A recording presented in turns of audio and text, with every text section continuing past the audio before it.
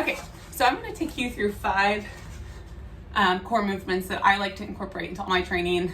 Honestly, I will tell you this, if you strength train and you're doing it well, you're going to be working your core. So I don't always do these as often as some runners may, but if you do struggle with a weak core, these are really helpful. So if you notice that your core is super fatigued after you run or a hard workout, or you notice you're not having good form, your posture is bad, you have a hard time running up straight where your lungs can be expanded, core is super beneficial.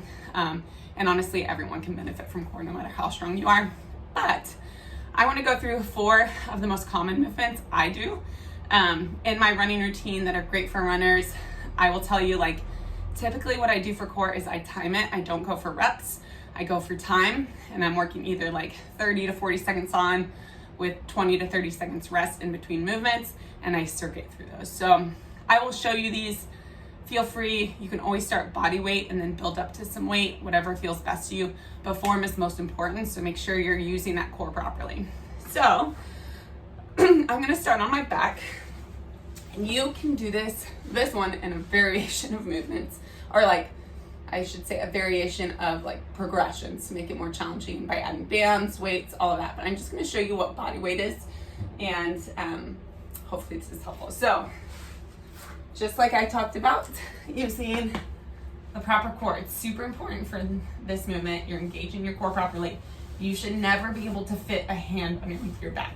If you are doing that, you need to back up and reset, and then maybe not go as deep or limit your range of motion or take away weights or resistance, whatever you may be doing if you're ever on the ground, and feel a big arch in your back. So I'm gonna relax, take a good deep breath in, expand my belly, and then breathe out and do the zipper all the way from my pelvis up to my ribs. Okay, now you can see my back is nice and flat. No hands going underneath there. And what I'm gonna do here is bring my feet up.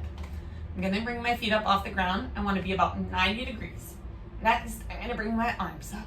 So you're gonna see here, I have like a little box from my knees to my arms.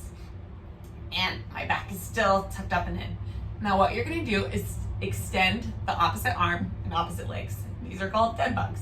So sometimes this takes some like neuromuscular thinking to extend opposite hand and foot. That's okay, take your time. You wanna connect the right things. Still, while doing this, you wanna make sure you feel those low abs.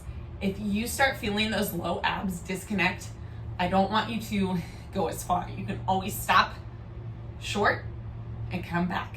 And then you can progress. And as you get stronger down there, you're gonna be able to go further. But let me show you what that looks like. I'm gonna keep everything nice and tight. I'm gonna continue to breathe while I do this. And I'm gonna extend opposite hand and foot, driving with my heel, not my toes. I'm gonna drive with my heel, extend this arm, and then come back to center. And then I switch sides. Good, remember, see my toes flex and I'm driving even with this heel. My foot, my toe is pointed back and my foot is not flexed like this. And then back. Making sure you do not want your back to arch while you're doing this. If you start noticing that back arching or your lower abs are disengaging, I want you to reset, come back to center, and then not go as far. So maybe you're only here, and that's okay. Maybe it's here. Maybe you're just here. That's okay. A-okay. You can also, if you're new to this movement and you notice your back arching, you can leave your hands to the side or just bring them up and just do the feet. So what you can do is bring one heel down and back. The other heel down and back.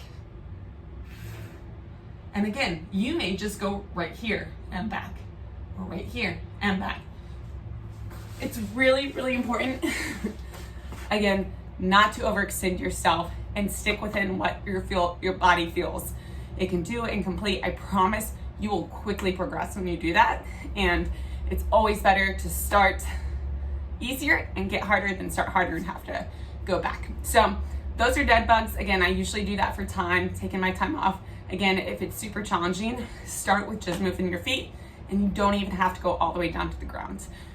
Do with what your body feels it's capable of, and just know you have, if it is challenging, you just have something to work on.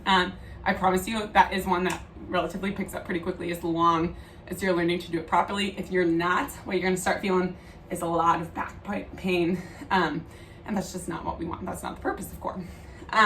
Okay, from there, I'm gonna grab some weights. So I am a personal kettlebell lover, just my jam, I love it. Much more functional than dumbbells. Doesn't mean I don't ever use dumbbells, but I tend to like kettlebells better. But I'm gonna show you Crazy Ivans. So this is similar to Russian twists, which I'm gonna move this. Similar to a Russian twist, but instead you are keeping your heels flat on the ground, knees are bent the whole time. And you're actually, this is gonna be a more dynamic movement than a Russian twist. So you're gonna learn, which, struggling friends. Okay. You're gonna actually bring that weight up and then down to the other side. Now, important, just like we were doing in any of our plank variations in the dead bug, we are wanting that core to be engaged. That means all the way down here to all the way up here. So you're in this position, you start off nice and relaxed. You're gonna take a good deep breath in, extend the belly, and then breathe out and contract everything. You also want your chest tall. You shouldn't be slumped like this. And you also don't want to be way back here. You want to keep tall, keep that core tight. You're gonna grab your weight. You're gonna start in the center, one side at a time. You're gonna extend over, up and over, and then pull down and go to the other side. You notice my eyes are following my hands. I'm making sure my core is tight the entire time. I do not collapse my core when I come down here. I keep it tucked in.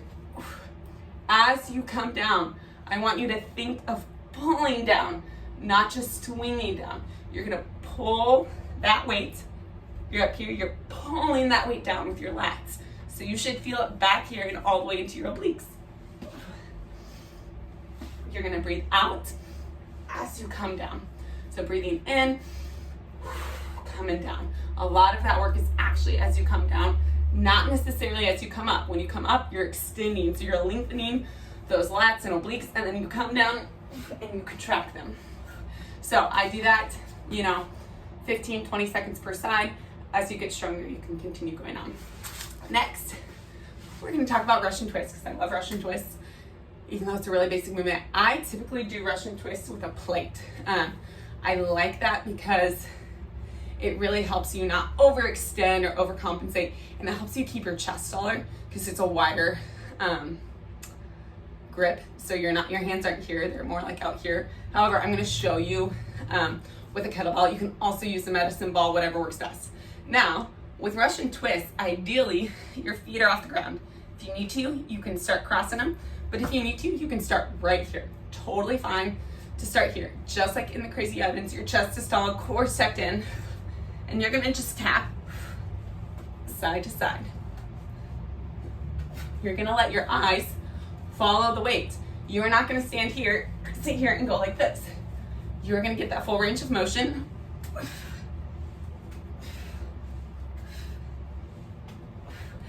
Really make sure you're using those obliques.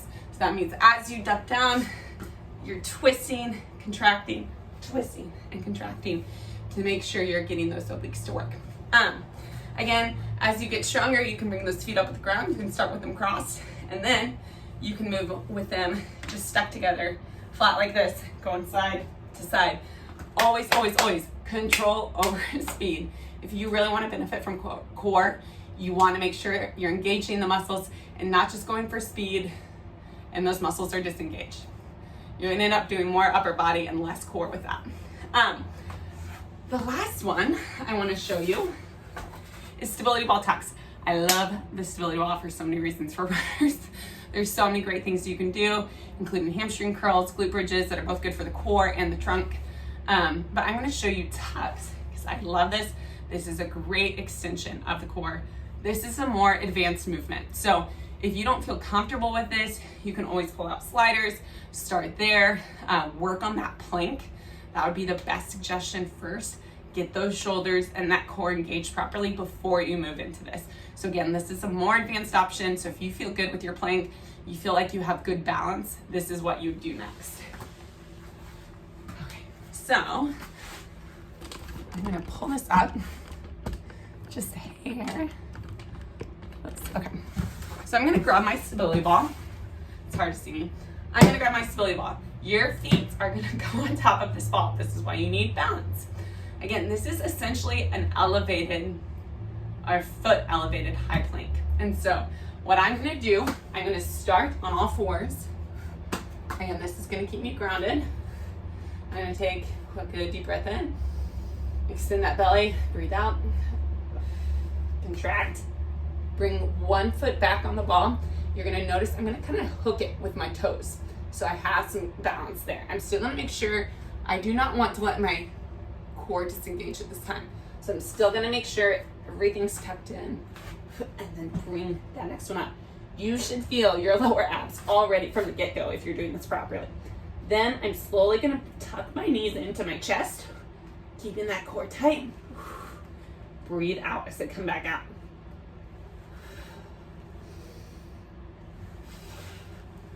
Just like so. Weight is over the shoulders. I'm not way up here like this or way back here. I'm right over those shoulders. Tucking in and out. Slowly bringing one leg to the ground at a time. Those are great full core exercise. Great if you're more advanced and really wanting to strengthen your core and work on some balance. Also great for the upper body, those shoulders, to build some strength as well, which for runners is important as we swing.